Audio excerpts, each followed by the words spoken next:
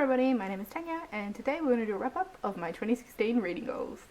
So it's now officially 2017, it's the 1st of January 2017 as I film this, which is absolutely insane. I don't know where 2016 went.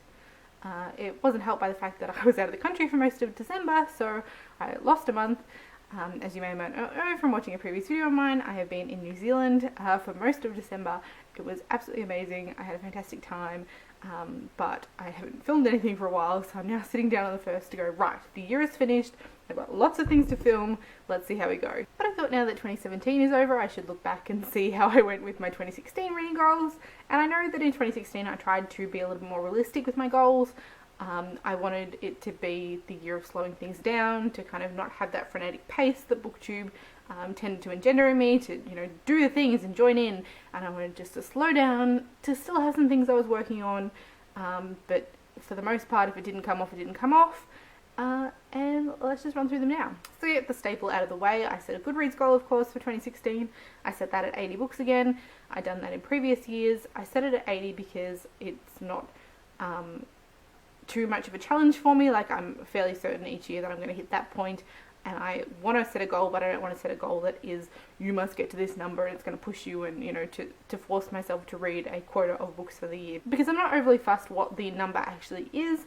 You know, it's interesting to see where it ends up, but for the most part, the number of books I read in the year isn't important. It's whether I enjoy them and I'm reading things that I'm wanting to read, and, you know, I guess quality over quantity, more than I read X number of books isn't that great. So as I said, I set my goal at 80 books for the year, and I finished off 2016 having read around 100 books.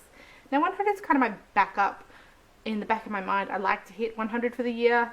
For some reason, it is a drop on my previous year, which, if you have seen, when I was in New Zealand, I met up with the lovely Eleanor from Ellen Reads Books, and we filmed a collaboration video on her channel in which we spoke about our reading for the last few years and different statistics from 2014, 15 and 16, and that's just gone up on her channel, and I will link it down below. So if you're interested to see, you know, how I've changed, or how the both of us have changed over the past few years, there's lots of statistics and chatting and gorgeous New Zealand countryside in the background in that video. So if you're interested in any of that, I will have the link down below so you can check that out. Meeting up with Ellen was fantastic. It was just lovely to, you know, meet up with her in a foreign country for both of us and have a chat about books and drink some good wine and, you know, lovely company. And I'm very pleased I managed to get that in on the end of what was an amazing trip. And so I definitely ticked off this goal. I exceeded it by 20. I'm very happy. As I said, the number is arbitrary, but that counts as a big tick for my goals from last year. And then things start to go slightly downhill with my 2016 reading goals. So the next goal I set myself is another staple for me, and that is to read 12 Agatha Christies in the year to continue on with my chronological reading project. I did finish my 12 Agatha Christies in the year, but it came right down to the wire. I finished the last one on the 31st. I finished the previous one for that on the 30th. I think I read 5 in December around travelling, because I had failed big time on spacing them out throughout the year. I said in my 2016 reading goals video that I wanted to get back to reading one of those a month, so I spaced them out through the year. You don't get this clump of mysteries together, you know, they start running into one another, and the pressure. But because this year has been quite interrupted, and halfway through the year I suddenly started studying, that's when it all fell over. So for the first half of the year, I had them nicely spaced out. And then I fell over and didn't read one for a very long time. So I had a lot of Agatha Christie's to read in December, but I did it. So I am on track for 2017, exactly where I needed to be. So I'm very happy about that. But it's a slight fail in that I didn't do it quite the way I wanted to, but it's all good. Then after those two major goals, I guess, I had a couple of wanting to make progress things that I was doing for 2016. So I wanted to continue to make progress on the 1001 Books You Must Read Before You Die, which I finally got around to filming a video that I posted about this recently, which I will link down below. The 1001 Books You Must Read Before You Die list is a major list that I'm trying to work on and make some progress on. And I had hoped for the last 2 years running that I could get to the 300 point read for this year, and I did not do that. So if I was to get to 300 read for this year, I would have to read 30 books in the year. I finished the year having read 14 1001 books, which I'm pretty happy with, really, given how the year went. But that means I ended the year on 284 books read from the 1000 list, which I am very happy with. But the goal of reaching 300 will have to be pushed to next year, and we'll see how that goes. And then lastly, I also wanted to continue to make progress on the 30 before 30 list that I've spoken about before, and again, I will link the video that I made about that one down in the description. This is a list of 30 books that you supposedly should read before age 30. You know, an arbitrary list, I'm sure, but something to aim for.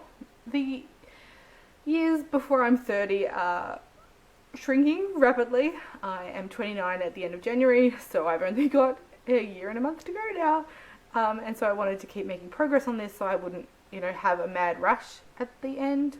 Looks like I'm going to have a mad rush at the end. I read a grand total of 0 books from the 30 before 30 list in 2016. So that was a big fail. I wanted to read 4 so I could, you know, balance it out, but no. I still have quite a few things to read this year. Quite a few being 7, I think. 7 or 8. So it's not a big deal, but there's some big things on that list. So 2017 is going to have to be the year of the 34-30 list for me. This one was a definite failure in terms of reading goals for 2016. But again, I set these ones saying if it doesn't happen, it doesn't happen. I just wanted to relax a bit in 2016, so I think I've definitely achieved that in some regards, and then, you know, frenetic reading in other places.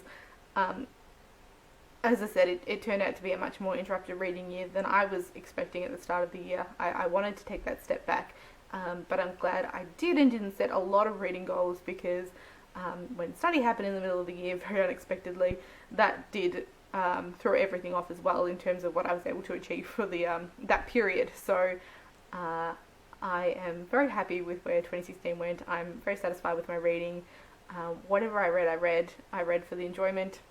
And that's the main thing that I wanted to achieve for 2016. So all in all, for all that there are some failures and some things that I will have to try and rectify this year, we will see, I'm satisfied with my 2016 reading. So that's just a quick wrap up of how 2016 went for me. As I said, if you're interested in some other statistics for my 2016 reading, head on over to Eleanor's channel and watch the lovely long chatty collaboration that we did there, talking about some stats and other things. Let me know in the comments what some of your 2016 reading goals were and how you went with them, and as always, thank you all for watching, and I will see you next time. Bye.